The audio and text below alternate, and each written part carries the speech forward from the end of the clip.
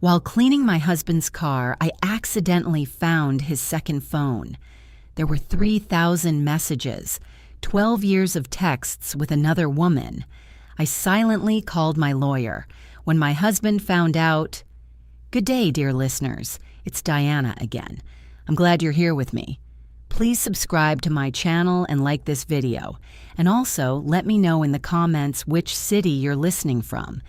That way I can see how far my story has traveled. I used to believe that a good marriage was something you built the way you built a house, brick by brick, year by year, with your own hands and your own sweat. Daniel and I had been together for 16 years, married for 14. We lived in a 4-bedroom colonial in Naperville, Illinois, the kind of house with a wraparound porch and a mailbox painted the same shade of cream as the shutters. We had 2 kids, Mia, who was 12, and Owen, who was 9. I was a high school English teacher. Daniel ran a mid-sized logistics company he had inherited from his father. On paper, we looked exactly like what we were supposed to look like. And for a long time, that was enough for me. I was the woman who organized the neighborhood block party, who coached Mia's soccer team on weekends, who made Daniel's mother feel welcome every Thanksgiving, even though she had never once thanked me for it. I was busy in the way that American mothers are busy, relentlessly, invisibly, without applause. I told myself that was love. I told myself that was partnership. But somewhere around year 11, something in Daniel shifted, not dramatically. That's the thing nobody tells you. Betrayal doesn't arrive like a thunderstorm. It comes the way fog does, slowly, quietly, until you can't see your hand in front of your face. He started working late, once a week, then twice. Then late became a loose word that could mean 8 in the evening or 11. He began taking his phone to the bathroom. He laughed differently at his screen. A private laugh, a small and careful one, like a man trying not to be overheard. He started going to the gym at 6 in the morning, which wouldn't have been strange, except that for 9 years, he had called himself constitutionally opposed to early mornings. He bought new cologne without telling me. He lost 11 pounds. I noticed all of it. And I told myself stories to explain all of it. Work stress, a new client, a phase. Men go through phases. I was good at telling myself stories. 14 years of practice. The first real crack appeared on a Tuesday in March. I had come home early, a teacher in service day, and found Daniel in the kitchen, laughing into his phone. When he heard me come through the door, the laugh stopped, as though someone had flipped a switch. He looked at me with an expression I can only describe now as the face a person makes when they realize they've been caught, and then he rearranged it, in less than a second, into something normal, something husbandly. "Hey," he said, "didn't hear you come in." He put the phone face down on the counter. I said nothing. I went upstairs, sat on the edge of the bathtub, and breathed. That night I lay awake beside him and thought, am I seeing things that aren't there? Or am I finally seeing what has always been there? I chose to believe the former. For 3 more months, I chose it deliberately, the way you choose to not look at something painful, by looking just slightly to the left of it. Then came the Saturday in June that changed everything. Daniel had taken the kids to his parents' place for the weekend. He'd left his car in the driveway and he'd asked me, casually, on his way out, keys in hand, if I could clean it out. He'd been meaning to take it to the detailer, he said. Just clear out the trash, he said, the kind of request that sounds so ordinary it leaves no room for hesitation. So I did it. I took a garbage bag and his car keys, and I went out to the driveway on a Saturday morning in June. I pulled out coffee cups and parking receipts, and Owen's forgotten jacket, and a gas station receipt from a town I had never heard of, a town 40 minutes from Naperville. And then, under the front passenger seat, tucked behind the seat rail in a thin leather case I had never seen before, my hand found something. A phone. Not his regular phone. He had that with him. This was older, smaller, a model I didn't recognize. A prepaid phone. And when I pressed the button, the screen lit up, and it was not locked. 3,214 messages. A contact saved simply as R. The earliest message was dated 12 years ago. My hands did not shake. That surprised me later, that my hands stayed completely still. I stood in the driveway in the June sunlight, and I scrolled and I read, and I understood with a clarity that felt almost surgical that my entire marriage had been built on a floor that did not exist. I put the phone back exactly where I found it. I went inside. I sat at the kitchen table, and I made a call. Not to Daniel, not to my mother, not to my sister. I called a lawyer. The lawyer I called was named Patricia Hale. I had never needed a divorce attorney before, and I found her the way people find things in moments of quiet desperation, through a Google search conducted with shaking composure at my own kitchen table, children away, husband away, house completely silent. Her office was on the 14th floor of a building in downtown Chicago, and when I called that Saturday, I expected a voicemail. Instead, she picked up. She had a voice like a woman who had heard every version of every story and had stopped being surprised by any of them. I liked her immediately. I told her what I had found. I told her quickly and without crying, which impressed even me. She asked me several questions in a calm, methodical way. How long had we been married? Were there assets? Was there a mortgage? Were there children? Was there a prenuptial agreement? And I answered each one. There was no prenuptial agreement. I had never asked for one. I had been 28 years old and in love, and prenuptial agreements were for people who expected to fail. When I hung up, I sat for a long time without moving.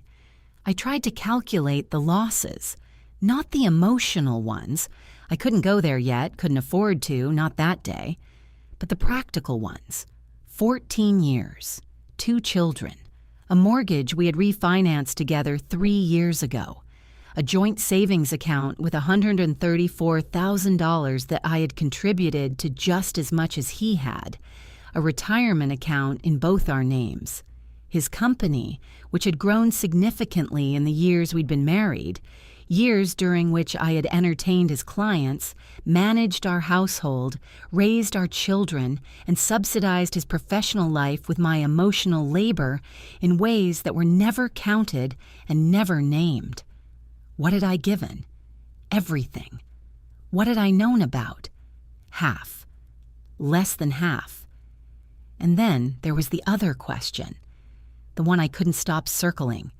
Who was R? 12 years. 12 years of 3,000 messages. 12 years of a parallel life running alongside mine like a shadow version of everything I thought was real.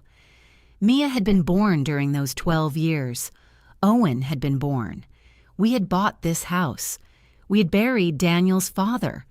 We had taken Mia to the emergency room when she broke her arm in 5th grade, and Daniel had held my hand in the waiting room and told me everything was going to be fine. And the whole time, there had been R. I gave myself 48 hours to feel it. That was the deal I made with myself. 2 days. 2 days to sit on the bathroom floor and cry until I was empty. 2 days to be the woman in the movie who falls apart. And then I was done. Because here is what I understood on the morning of the 3rd day, when I stood in front of the bathroom mirror and looked at myself with red eyes and a very clear head. Panic was a luxury I could not afford. I was a woman with 2 children, a mortgage, and a husband who had been conducting a secret relationship for 12 years. The moment I let emotion lead, I would lose. I had read enough history, taught enough literature, watched enough of my own mother's mistakes to know exactly how that story ended. So I made a plan. Step 1. I said nothing to Daniel. Nothing. He came home Sunday evening from his parents' place with the kids, and I kissed him on the cheek and asked if they'd had a good time, and I meant none of it, and he suspected nothing. Step 2. I went back to Patricia Hale's office on Monday morning and retained her formally. She gave me a list of things to do and things emphatically not to do. Do not confront him. Do not move money. Do not tell mutual friends. Do not touch the second phone again. Step 3. I began quietly making copies. 14 years of shared financial documents, tax returns, bank statements, the mortgage papers. Everything I could access digitally, I photographed and emailed to a new account he didn't know existed, an account I created on my phone, on a network he wasn't connected to, at the public library on Benton Avenue. Step 4. I hired a private investigator. His name was Marcus Webb, and Patricia recommended him. He was quiet and professional, and he charged $175 an hour, and I paid for him with money from my personal checking account, the one with my teacher's salary direct deposits, the account that had always been technically mine alone, a small independence I had maintained out of old habit and had never thought to be grateful for until now. Marcus Webb asked me one question at our first meeting. Do you want confirmation or do you want documentation? I said, both. He nodded like he respected the answer. That night, I cooked dinner and helped Owen with his math homework and told Mia she needed to redo the introduction of her history essay. And Daniel sat across from me at our dinner table and talked about a contract he was trying to close. And I listened and nodded and refilled his water glass. And underneath the surface of every ordinary moment, I was building something, quietly, carefully, brick by brick. The way I had always believed a good marriage was built, except this time I was building my exit. 3 weeks after I found the phone, Marcus Webb sent me a folder. I was sitting in my car in the school parking lot at 7:14 in the morning, before first period, before the students arrived, before I had to be anyone's teacher or anyone's wife. The email came through on my phone with a simple subject line, documentation, Phase 1. I opened it right there in the driver's seat, with the engine still running and the air conditioning blowing cold against my face. Inside were photographs, timestamps, receipts, a log of observed meetings. Her name was Rachel Fortin. She was 39 years old. She worked as a commercial interior designer with a studio in Lincoln Park, Chicago. She was tall, with dark hair, and she drove a silver BMW that Daniel had apparently helped her lease, a detail Marcus had found by cross-referencing a financing record with Daniel's business account. There was a restaurant in River North where they met on the second Tuesday of every month, without exception, for at least 4 years. Marcus had photographs of them at a table by the window. Daniel was leaning toward her with the ease of a man who believed he was invisible. He was not invisible. There was more. Much more. Marcus had traced a subsidiary account connected to Daniel's company, a shell of sorts, not illegal on its face, but structured in a way that allowed funds to flow out without appearing on the household statements I had access to. An accountant Patricia had referred me to estimated conservatively that approximately $340,000 had moved through that account over 6 years in ways that could not be explained by ordinary business expenses, dinners, hotel reservations, a weekend in Montreal, a week in Tuscany that Daniel had told me was a client retreat. I sat in that parking lot for 11 minutes. Then I went inside and taught 3 sections of 11th grade English, and I did not miss a single beat. That week, something changed in the house. I couldn't point to one moment. It was more like a barometric shift, the kind animals feel before a storm. Daniel became watchful, not paranoid, not yet, but attentive in a new way. He started coming home at more consistent hours. He made a visible effort to be present at dinner. He asked about my day with a specificity he hadn't used in years. I believe he sensed something without knowing what. Perhaps it was the absence of the small complaints I usually made, the low-grade friction of any long marriage. Perhaps it was the way I had become, without meaning to, very still. A stillness that read, to someone paying attention, as unusual. He said one evening while we were loading the dishwasher, "You okay? You seem quiet." "Long week," I said, and handed him a plate. He accepted that. He wanted to accept that. Meanwhile, I filed the first official paperwork. Patricia had advised me that Illinois law required certain conditions for discovery, and we had met all of them. We filed a formal petition, not yet served. Patricia counseled me to wait until our financial discovery was more complete, but filed and docketed and real. My name on a legal document asking a court to dissolve my marriage. The first time I saw it, I had to read it twice. Not because I doubted it, because seeing the words in that context, in a courthouse font on official paper, made something in my chest go very quiet. This was the point of no return. I knew that. Once served, there was no version of this that ended with Daniel and me sitting across from each other and finding our way back. But had there ever been? Had there been a version of my marriage that was real enough to return to? No. The phone under the seat had answered that question. I signed what needed to be signed. The following Tuesday, Marcus sent me a brief text. Subject met R this afternoon. 2 hours. Lincoln Park Studio. I have it. Attached was a photograph taken from across the street. Daniel going in, Daniel coming out. Timestamp visible, his face entirely clear. I forwarded it to Patricia. She responded 12 minutes later. Good. We're ready when you are. And I thought about Rachel Fortin in her Lincoln Park studio, arranging furniture and light and the beautiful surfaces of other people's homes. And I thought about the 12 years she had spent inside my marriage without my knowledge. And I felt something I had not expected to feel. Not rage, not grief, certainty. I texted Patricia back 3 words, serve him Friday. Friday came with the particular cruelty of ordinary mornings. The sun was out. Owen had lost one of his sneakers. Mia wanted to know if she could go to her friend Jess's house after school. I said yes. I braided Mia's hair. I found Owen's sneaker behind the couch. I made coffee. I watched Daniel drink it at the kitchen island while he scrolled through his phone. And I thought, this is the last ordinary morning.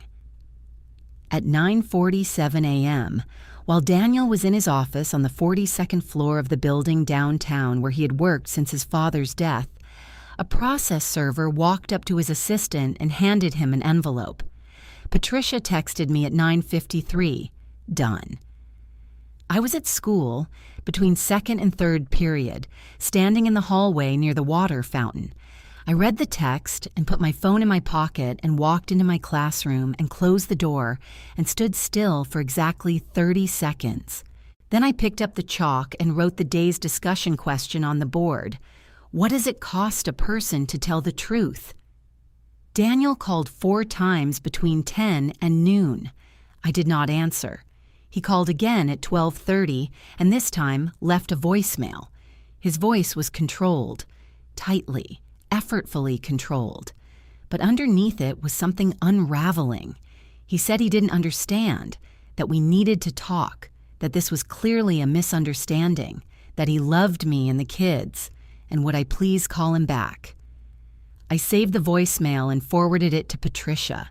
He came home that evening earlier than he ever came home.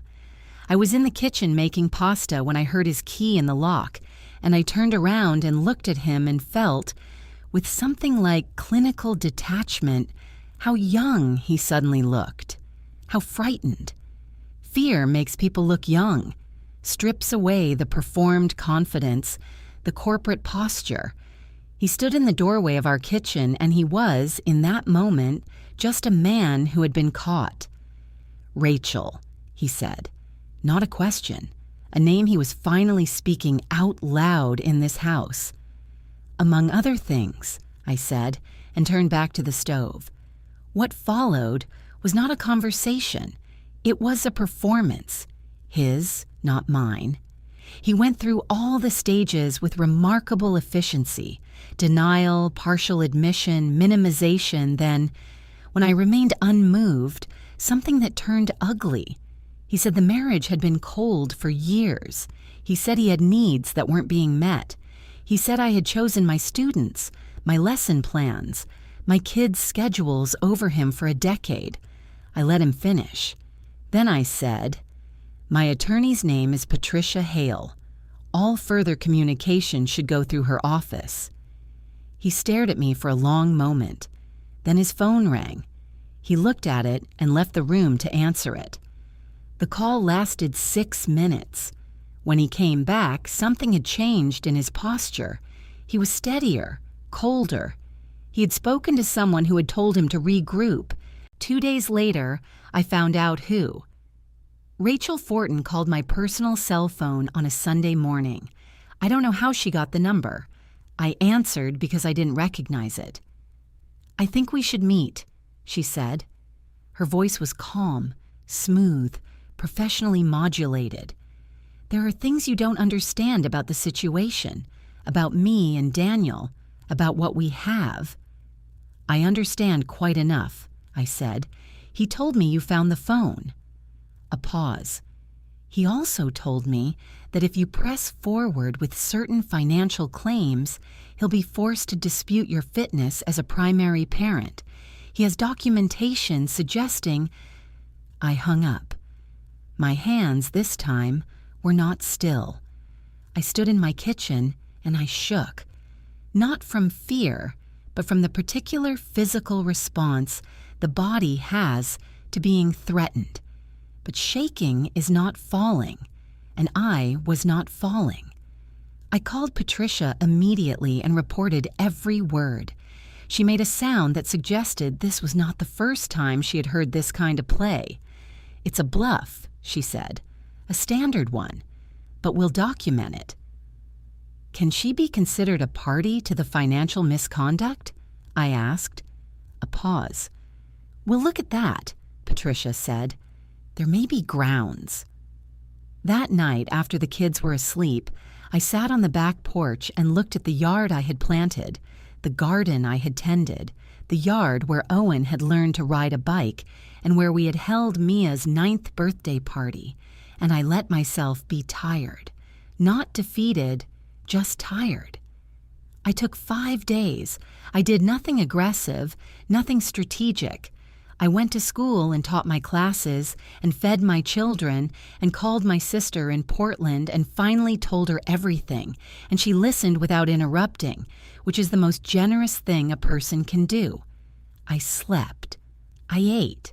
I let the fear metabolize into something more useful. On the 6th day, Daniel sent flowers.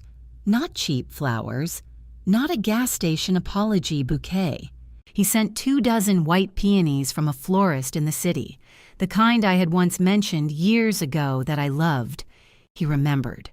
Or Rachel had coached him. I couldn't be sure which was more insulting. The card read, "Can we please talk? Just us, for the kids." No punctuation on the question, just a statement trying to dress itself as a request.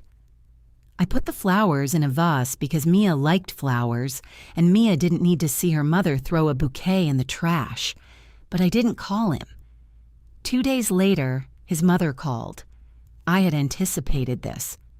Sandra Cahill was a woman of 71 who had grown up in a world where marriages were preserved through silence and endurance, and she loved her son with the focused devotion of someone who had decided very early that he could do no real wrong. She called my cell at 7 p.m. while I was helping Owen with a book report, and I let it go to voicemail. Her message was warm and carefully worded, and underneath its warmth was the implication that I was being hasty, emotional, that whatever had happened between Daniel and me was the ordinary difficulty of a long marriage, and that the children, she emphasized the children, would suffer. I listened to it once. I did not return the call. What his mother and Daniel and Rachel Fortin did not understand, could not understand because they were operating from a script that assumed I was afraid, was that I had moved past fear, not through bravery exactly, through information. I knew what I had. I knew what Patricia had. I knew what Marcus had documented. I understood, with the clarity of someone who has stopped lying to themselves, that I held most of the leverage in this situation. And leverage, when you are calm enough to hold it steadily, is power. Daniel arranged for a friend to reach out, a mutual one, a man named Greg who had been at our wedding and who I had always liked, who I suspected had been dispatched as a human olive branch. Greg texted and asked if I wanted to grab coffee, just to catch up. No agenda.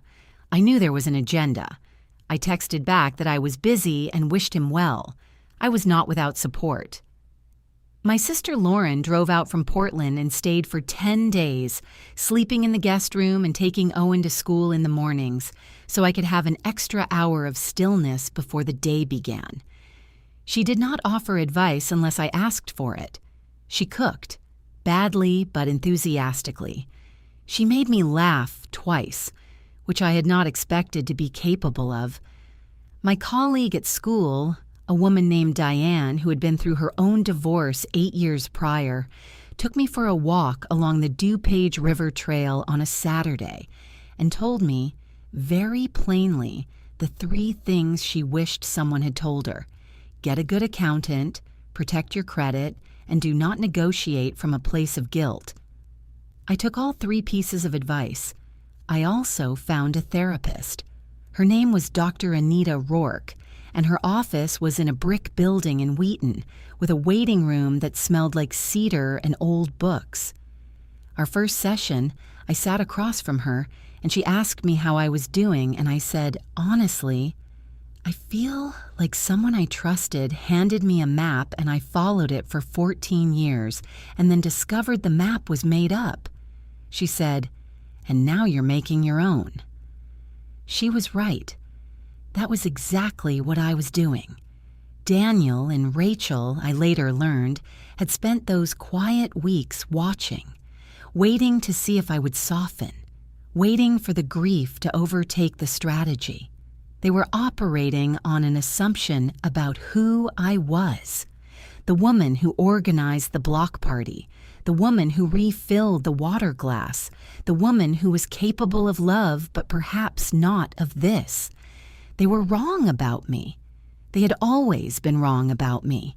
They came on a Thursday evening in September. I say they because Daniel did not come alone. He arrived at the house, my house, the house where my children were doing homework upstairs, at 6:45 in the evening without calling first. He used his key, which he still technically had. I heard the door, and I came out of the kitchen to find Daniel standing in the front hallway with Rachel Fortin beside him. She was tall, well-dressed, with the kind of carefully assembled composure that takes years to develop. She was wearing a gray linen blazer and holding a small bag, and she looked around my front hallway with an expression I can only describe as the look of someone who has been imagining a place for a long time and is now cataloging the reality of it against the image. For a moment, none of us spoke. Then Daniel said, I know this isn't how you'd want this, but Rachel and I thought, we all need to be able to talk like adults. I looked at Rachel. Rachel looked at me. You need to leave, I said. Calm. Even. The way you speak to people who are testing whether you'll raise your voice. Sarah. Daniel's voice was careful, negotiated, the voice of a man who's been coached. We're not here to fight. We're here because we care about Mia and Owen. We want to find something that works for everyone. There it was. The children, invoked as a shield. Rachel spoke then, for the first time. Her voice was everything her phone call had been. Smooth, deliberate, calibrated. "I know this is painful," she said. "I can only imagine. But Daniel loves his children, and I'm going to be part of their lives going forward. It would be better for everyone, especially for the kids, if we could establish some kind of respectful communication. We're not asking you to be friends." She paused. "We're asking you to be reasonable." Reasonable. The word people use when they want you to surrender and call it maturity.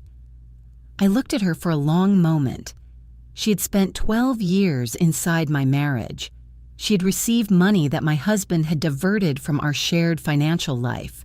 She had taken phone calls and weekend trips and a lease on a silver BMW. She had been, for 12 years, a secret. And now she was standing in my hallway telling me to be reasonable.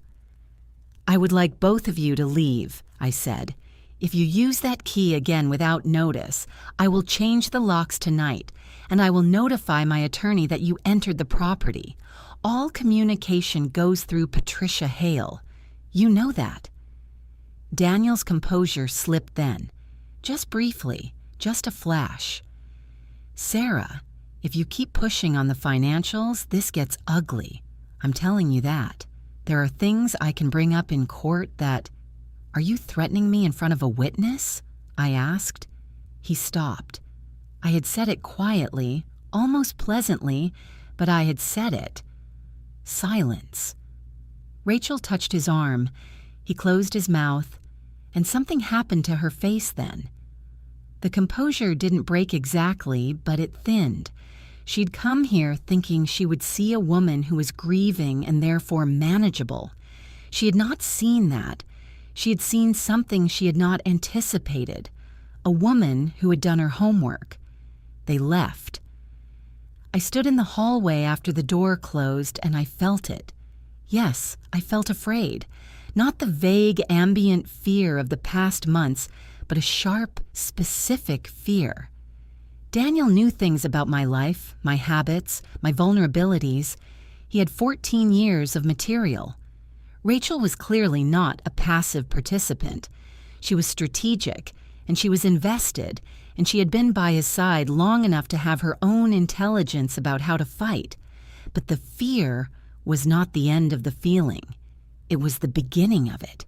Because underneath the fear, or perhaps because of it, something in me went absolutely resolute. Not angry. I was past anger. Resolved. The kind of resolve that comes from understanding that the only thing that protects you is the thing you are already doing. I went upstairs and checked on the kids. Owen was asleep. Mia was reading. I kissed them both, and then I went into my room and I called Patricia and told her everything. The entrance, the words, the threat. I told her I wanted it documented. "It is documented," she said. "The moment you told me." "Good," I said, "because I want this done." The hearing was scheduled for the 3rd week of October. In Illinois, divorce proceedings are not always dramatic. They are, more often, procedural. Rows of numbers, legal language, a judge who has seen everything and responds to nothing with visible emotion. Patricia had explained this to me months before, and I had understood it intellectually. But understanding something intellectually and living through it in a wood-paneled courtroom are two different experiences. Daniel came with his attorney, a man named Jeffrey Marsh, who had a reputation for aggressive tactics and a bespoke suit. Rachel was not present in the courtroom. She had no legal standing to be there. But I knew she was close. I had seen a silver BMW in the parking structure 2 levels down, and I had made a note of it and kept walking. The fact that she had come at all told me something useful. She was afraid of what was about to happen inside that room. Fear brings people to parking structures. Confidence stays home. Daniel looked good. He had dressed carefully, the kind of careful that is itself a message. He had lost a bit of the fear I had seen in the kitchen, replaced it with a reconstructed version of his professional self. He sat beside Jeffrey Marsh, and he did not look at me. The first hour was financial. Patricia presented our documentation, the discovered accounts, the estimated diversions, the 6-year pattern Marcus and the accountant had reconstructed with forensic precision. The numbers were specific and sourced and impossible to dismiss. Daniel's attorney objected to several exhibits. The judge overruled most of them. Then Jeffrey Marsh began his counter-presentation. He argued that the business account in question was legitimately structured, that the expenditures were business-related, that documentation supporting this would be forthcoming. He used the word forthcoming 3 times, and each time the judge's expression remained exactly the same, unmoved. He then pivoted, as Patricia had predicted he would, to the question of custodial fitness. He suggested that my work schedule, my long school hours, and what he called a pattern of emotional unavailability in the marriage had contributed to the breakdown of the family structure. He used soft language, careful, coded, but the implication was clear. It was the moment I had been prepared for. Patricia stood and submitted the documentation we had gathered over 4 months, school records showing my consistent involvement in both children's education, my presence at every medical appointment logged in their pediatrician's files, testimonials from teachers and coaches and the soccer league coordinator, a structured timeline of my documented contributions to the household over 14 years, set against Daniel's actual logged presence. She presented the voicemail he had left the morning after service, the one where his voice had slipped, and 2 text messages in which he had referenced the children as leverage. She presented a record of Rachel Fortin's phone call to my personal number, including the verbatim threat regarding custody. And then she presented something I had not known was coming. Marcus Webb, it turned out, had done more than document meetings in Lincoln Park. He had, legally, through public financial records and a source inside the leasing company who had chosen to cooperate, traced a second account. Not the shell account we already knew about, a different one. An account connected to Rachel Fortin's studio, in which Daniel had made 47 deposits over 5 years, totaling just over $200,000. He had been funding her business with money from our marriage. The courtroom did not gasp. Courtrooms rarely do. But there was a quality of stillness that settled over the room in the seconds after Patricia laid that exhibit on the table.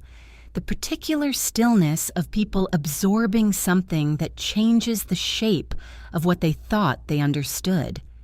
I felt it. The court reporter felt it.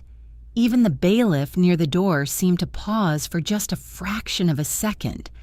Only the judge maintained his expression of deliberate neutrality, because that is what judges are trained to do. But he read the document carefully, and he read it twice.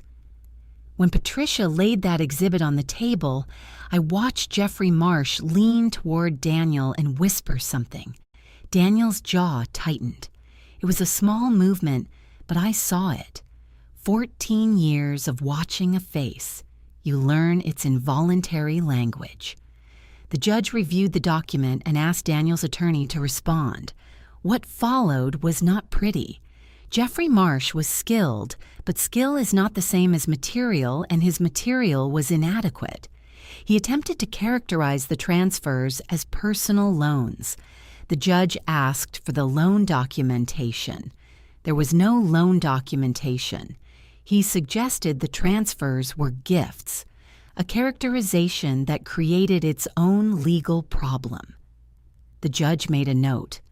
Daniel was asked to speak directly on 2 points. He answered both with the particular cadence of a man who had run out of narrative and was now improvising, sentence by sentence, hoping the next one would hold. It didn't hold. By the time the morning session ended, Jeffrey Marsh had requested a 30-minute recess, and Daniel had aged, visibly, a decade. I sat at the plaintiff's table beside Patricia, and I did not feel triumphant. I felt, more than anything, tired in a deep and honest way. The tiredness of someone who has been carrying something very heavy for a long time and can see, for the first time, where they will be able to put it down. I thought about the woman who had stood in a June driveway with a prepaid phone in her hand, who had chosen stillness over reaction. That woman had built this moment, quietly, over months, without anyone seeing her do it. And now, here it was. When the recess ended, Jeffrey Marsh made a statement. The language was legal and careful and amounted in plain English to this: Daniel Cahill was prepared to discuss a settlement. Patricia leaned to my ear. "Your call," she said. I thought about the peonies on my counter, the flowers in front of my face, the woman in my hallway telling me to be reasonable. "No settlement," I said. "We finish it." The settlement Daniel's team had proposed would have given me the house, basic child support, and a split of the visible marital assets.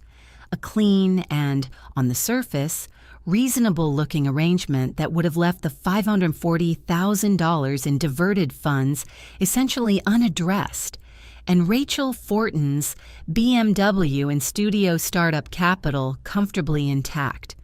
Patricia had explained the offer to me the evening before the second hearing day, sitting across my kitchen table with a legal pad and 2 cups of coffee.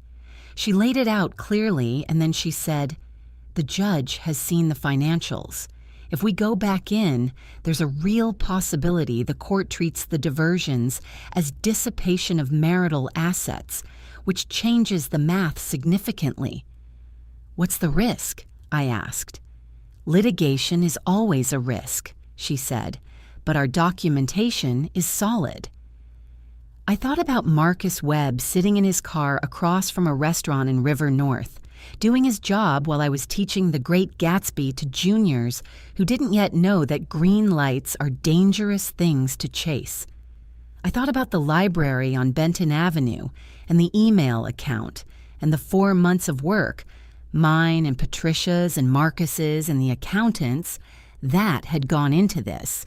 I thought about Owen's math homework and Mia's history essay, and every ordinary evening I had held together with both hands while simultaneously building a case that could withstand a courtroom. All of that work, all of those careful, invisible hours. "Let's go back in," I said. The second day in court was shorter than the first. Patricia presented a focused, methodical argument to the judge regarding the dissipation of marital assets under Illinois statute. The $540,000 was documented. The timeline was established. The connection to a third party, Rachel Fortin, was evidenced. Jeffrey Marsh, to his credit, fought. But he was fighting with a hand he hadn't fully believed was as weak as it was. And the moment the judge began asking pointed questions about the second account, the room shifted. The shift was not visible in the furniture or the fluorescent lights or the court reporter's steady typing. It was visible in Daniel's posture, in the particular collapse of a man who has, for the first time, run out of options and knows it. I had seen that posture once before, on the evening he came home to find me unmoved in the kitchen.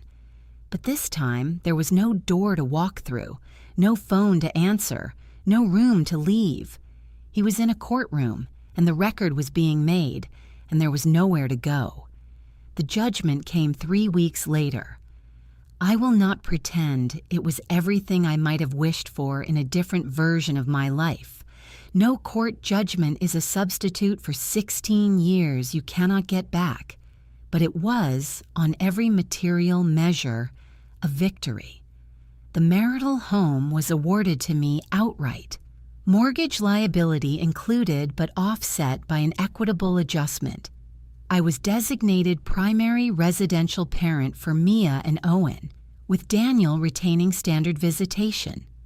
Child support was calculated at a figure that reflected his actual income, including the forensic accountant's revised estimate of company revenue he had previously understated. The $540,000 in diverted assets was treated by the court as dissipation, which adjusted the asset division significantly in my favor. I received a lump sum judgment that, together with the equitable property split, gave me a financial foundation I had not expected to have. Daniel was ordered to pay a portion of my legal fees, which the judge cited as appropriate given the financial conduct the case had documented. Jeffrey Marsh filed a notice of intent to appeal. 14 days later, he withdrew it. I was told, secondhand through Patricia, that Daniel had made the decision himself, that continuing to fight would cost more, financially and reputationally, than accepting the outcome.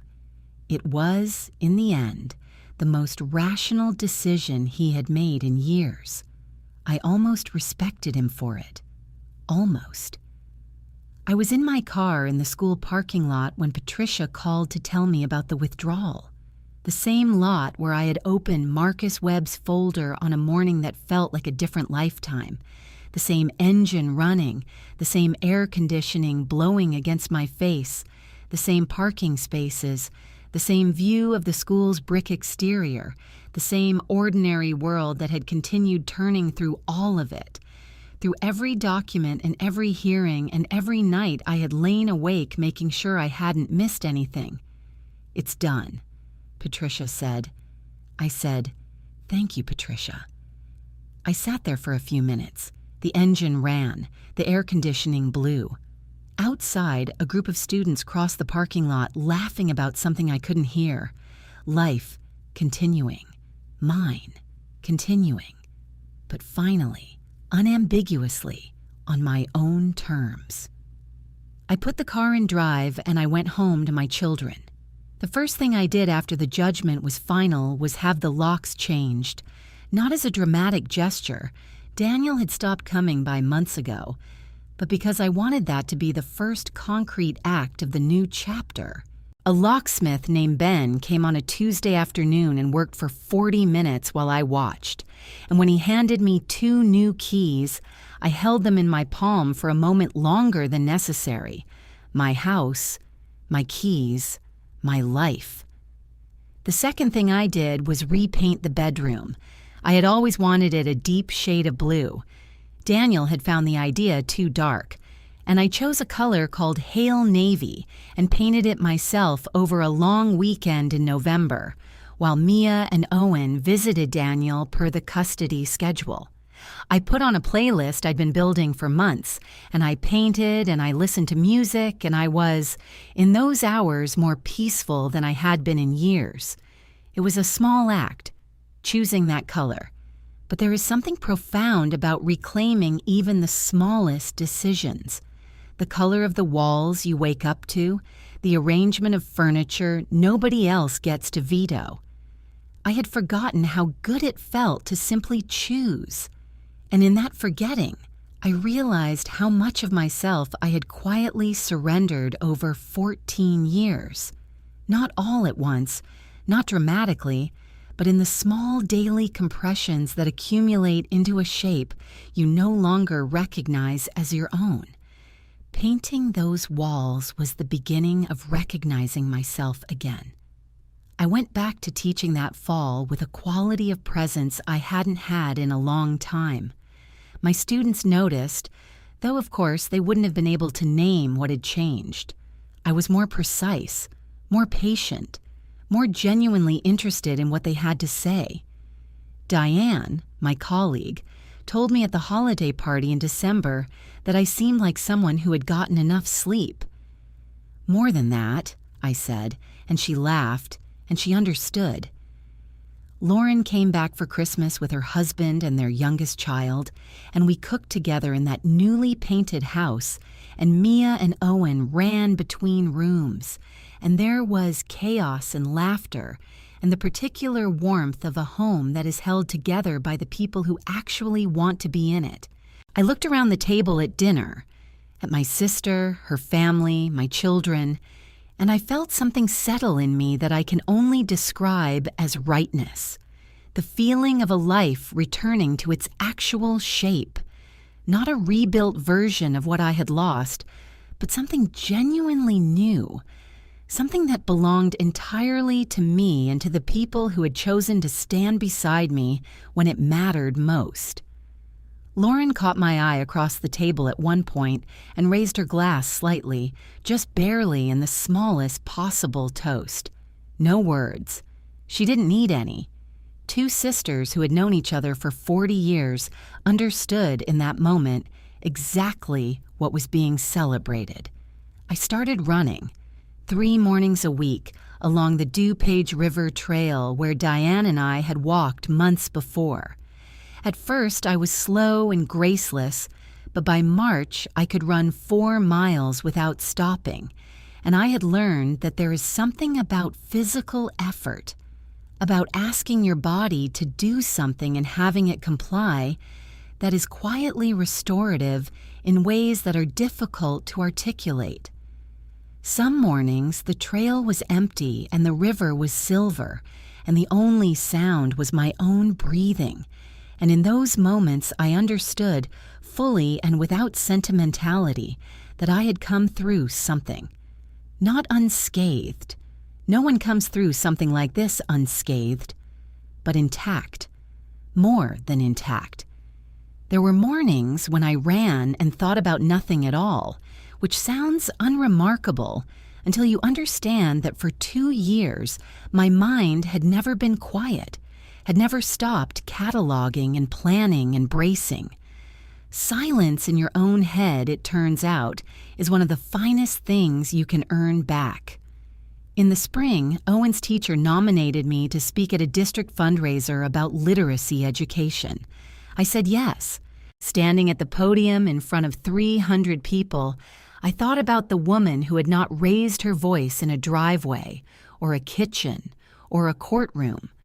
And I thought that perhaps that particular kind of restraint, that sustained, deliberate calm, was something worth teaching, worth passing on.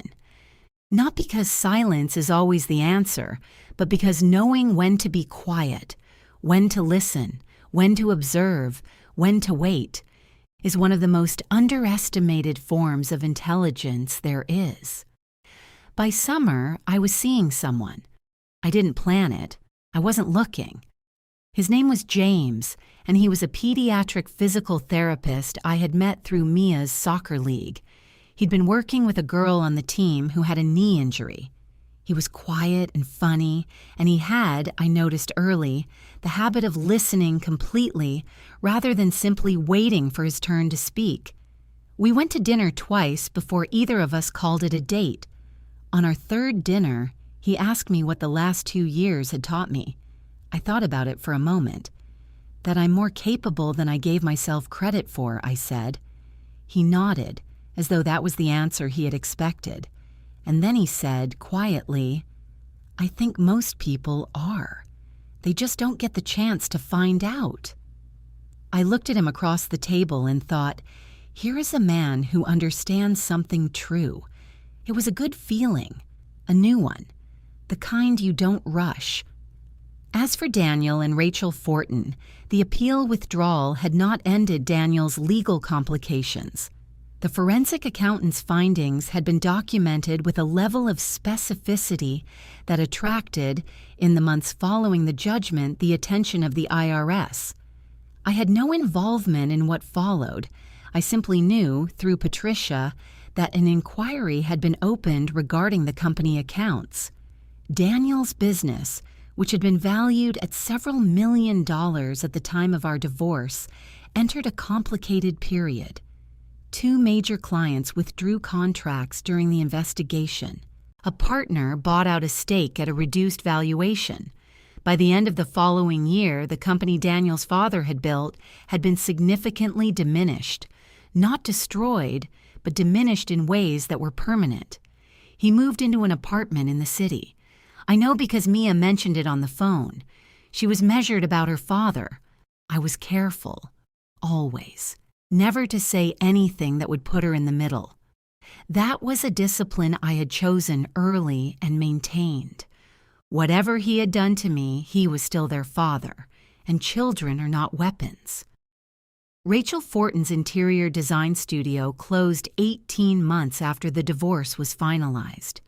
The reasons weren't public, but the timing correlated with the financial investigation and, I was told by someone mutual, with the withdrawal of a significant ongoing client that had been connected to Daniel's company. She sublet the Lincoln Park space.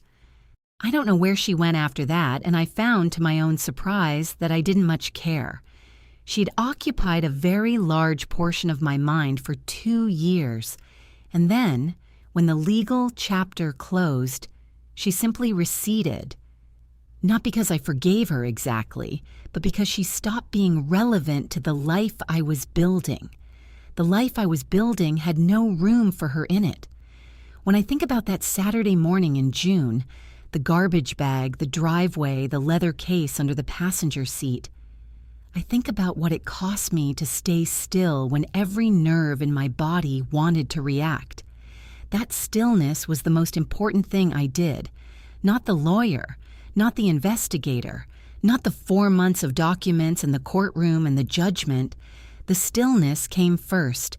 The decision to know before I acted, to understand before I spoke, that was the foundation everything else was built on. Here's what I learned. Love is not a reason to stop knowing yourself. And a life built on someone else's lies is not a life you owe loyalty to. If you are watching this and you recognize something in this story, a phone turned face down, a laugh that stopped